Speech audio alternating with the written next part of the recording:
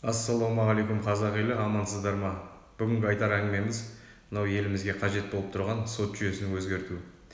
Сот жүйесін өзгерту, оған жаңа дем беру, бұл адвокаттардың деңгейін көтеру.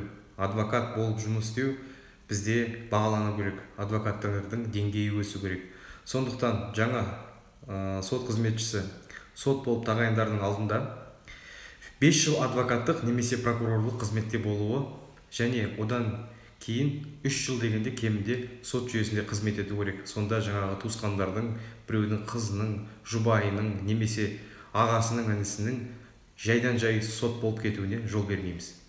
Одан кейін барып, егерде сот қызметін атқарып жүріп, өзінің ісіне салғырт қарап, немесе пара алып, басқа да деген қауесет шығып жататын болса, оған деген күмән туатын болса, адвокаттар алқасының жергілікті, қалалық, өңірлік солардың ұсынуымен және халықтың петиция жинау арқылы сот лауазымынан шешу мүмкіндігі болу керек. Халық өз сотын, өзінің тағдырын шешетін адамды өзі таңдай білу керек.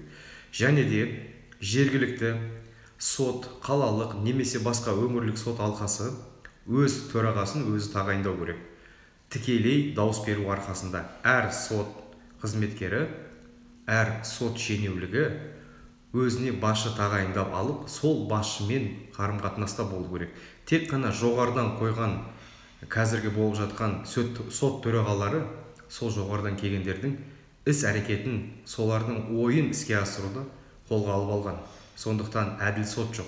Сот дегеннің өзінше бір билік болу керек. Ол ешкімге бағынбау керек. Және де халыққа бағынатын түсініп ол өз жұмысын реттей білу керек. Жауапкершілікті ала білу керек. Бірақ жауапкершілікті халық қалай оған жүктеді, солай тартып алуға мүмкіндігіне ие болу керек. Және де біз адвокаттарды тағы да айтамын. Қазір көріп отырсыздар, адвокаттарды допша тепкен билік бұл. Не десе де адвокаттың сөзі жүрмейді, ақырында сол билікке сатылып тынады. Не бір қызыл адвокаттар пайда болып жатыр. Бірақ сол адвокаттардың ертеңге деген сенімдігі болу үшін, сот жүйесіне деген сенімдігі болу үшін біз олардың мәртебесін көтеруіміз керек. Сол кезде жаңағыдай дипломды сатып алған, білімді сатып алған адамдардан арыламыз.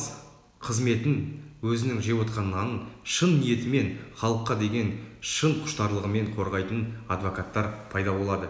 Сол адвокаттар пайда болғанда сот жүйесі де өзгереді. Сотты халыққа тәуелді етпесек, президентке немесе үкіметке тәуелді етуге болмайды. Алға қазақ елі, есімім Жарылқасынов, келесі Қазақстан президенті. Барлықтарыңызға саулық тілеймін.